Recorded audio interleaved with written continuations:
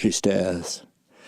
Viola Davis did a very Tyler Perry melodramatic intro for Meryl Streep, who came out like the second coming of Christ after a montage of all her movies. And I got to admit, I was looking at her body of work going, I'm a Streeper. I like Adaptation, Sophie's Choice, that one where she's around the nuclear radioactive stuff and she gets run off the road. I'm going to go on a Streep bender.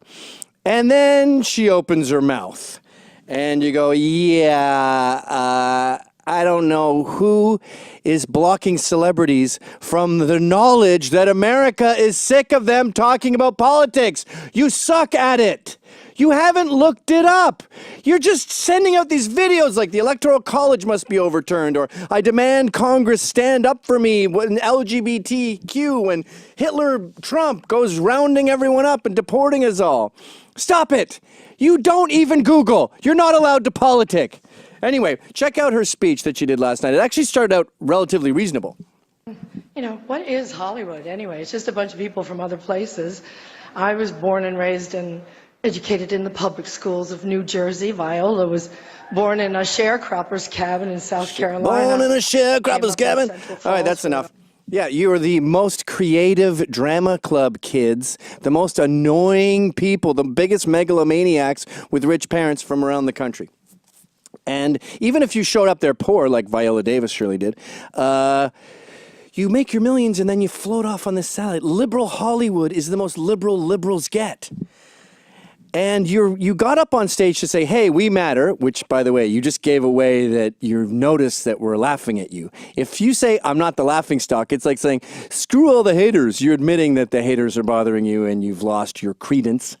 But she proves that she knows what time it is by delivering terrible logic. Check this out. This is a little later on, after she said, we're all magic. And if we kick them all out, you'll have nothing to watch but football and mixed martial arts, which are not the arts. Nailed it! I'm sick of people saying mixed martial arts is the arts. You know that nobody who never says that? Nice straw man argument of the century there, Meryl. And we never said we're going to deport you. I don't know where you got this. You're not illegal aliens. You're not illegal. You said you're going to move to Canada. You lied. We don't want to abolish TV and film. We want to abolish idiots talking about politics. And then she really doubled down with her ignorance, this retard, and said the following. But there was one performance this year that stunned me.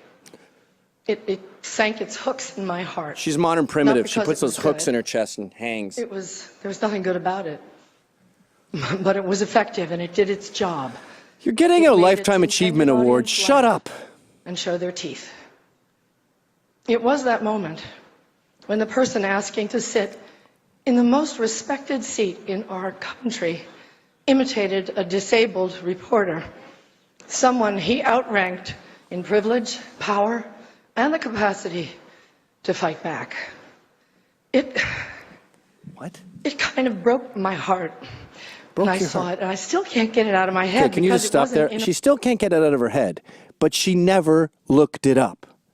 What is going on here? It can't be that easy. It's like when Obama talked about the pay gap and said women earn less. Yeah, they earn less because they tend to not pursue more expensive stuff. They're also not equally represented in sanitation. Did Obama not look it up, or was he purposely obfuscating the truth? Is that what she's doing here? I can't quite play it out. Just for the record, for all you dummies who just assume this emotional-driven politics is rooted in fact, the reporter that she's talking about doesn't go like this. And I love doing this with liberals. I love saying, let's play it out. Let's play out your version of it. So there's a very severely handicapped cerebral palsy reporter who says, Mr. President, the interest rates will have to go up shortly. What are you going to do about the imminent inflation?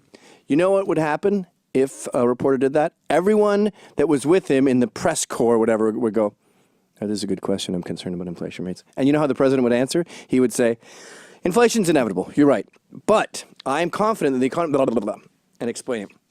So the reporter that she's talking about, that she clearly hasn't looked up, isn't doesn't have any weird gestures. He just has a gammy hand, as the Brits would say, like someone whose mother did thalidomide. His head is perfectly normal, and everything else but this one little T-Rex hand, everything else is normal. Can you show this perfectly normal guy? I'll jump over here. Look at that thing. That's the only handicap part about him. This talks like a reasonable reporter. Hit play. Missing puzzle piece you're looking for in the Boston case. In the Boston case, my understanding is at this point it's rather circumstantial. It's like Charles Krauthammer, a perfectly normal handicap guy who appears to be delivering salient points. People don't make fun of people like that. Do you really think Trump is going to go, ha ha ha, his mother took thalidomide and his hand didn't grow properly? Ha ha ha ha ha. I don't think 8-year-olds do that. And he didn't do it. In fact, when he goes like this, he's making someone look flustered. This is Trump's thing. I'm solid. If you ask me about waterboarding, I'll say, let's do it. They're chopping off heads. Time to do it. Steven Crowder did it for, 22 seconds? They can handle it. They'll be fine. It's not torture. And then when other people are confronted with that, they go, oh, I can't help. He does this when he's talking about himself. It's called being effusive. It's what New Yorkers do. I blame Italians for it. But look at this. This is him doing it for just about everyone. Well, how did you get them? They were sent by Russia. That's the entire DNC. Senator Cruz, what do you think Cruz? of waterboarding? I don't want to talk about it. You know, he didn't want to talk about water. And they said to him, what do you think about ISIS? Oh, ISIS is very tough. Oh, ISIS is very tough. When you see the president of the bank, I mentioned the word regulated. Is he talking about Jews there? He's saying Jews are retarded.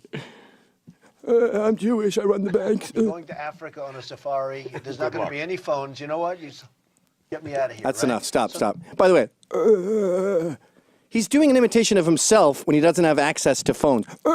Is that attacking the handicap? Now, here's what I don't get about this. We are in the week where we just saw a real-life special needs person, not someone with an imperfect hand. We saw a real-life special needs person tortured by Trump supporters. Has she not seen that? Can you pull that up? Trump. Five people, boy. Everyone has seen this, right? Is she trying to prevent a race war by saying Trump did it too and lying? Is this communist propaganda? I don't understand it, honestly. Is she a retard? Oh, I'm Meryl Streep. Oh, the president makes fun of people. Hi, folks. That was a Rebel Media short. I have my own show on Rebel Media called How's It Going? You got to pay for that one. Check it out right here.